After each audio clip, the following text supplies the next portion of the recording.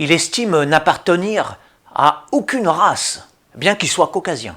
À ses yeux, sa peau est parfaitement incolore, et celle des autres a la seule couleur autorisée, neutre, c'est-à-dire verte.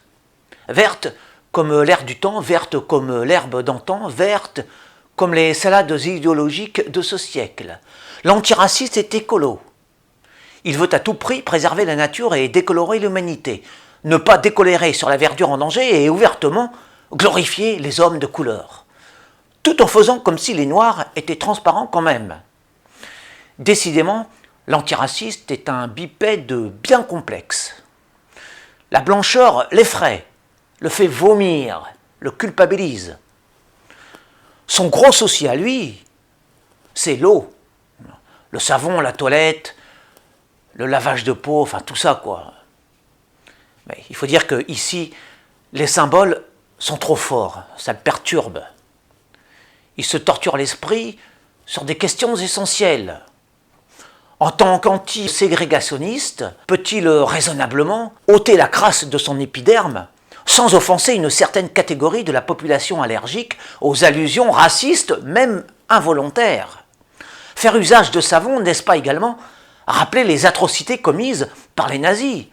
Vouloir se blanchir la couenne dans un but hygiénique, n'est-ce pas une insulte indirecte envers les minorités majoritaires, riches d'une pigmentation naturelle incompatible avec la pâleur de sa face d'oppresseur né? L'antiraciste préfère puer plutôt que de prendre le risque d'outrager son frère africain. D'ailleurs, il pue vraiment. Enfin, l'antiraciste, hein, pas l'africain. Bon, c'est vrai qu'il est propre et bronzé sur la plage l'été, mais l'hiver, il schlingue.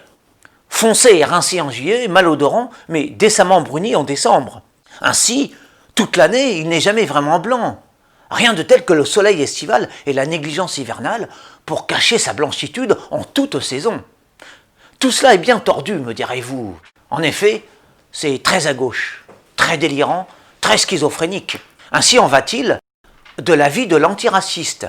Il a d'énormes problèmes avec les colorants naturels, surtout celui de la farine.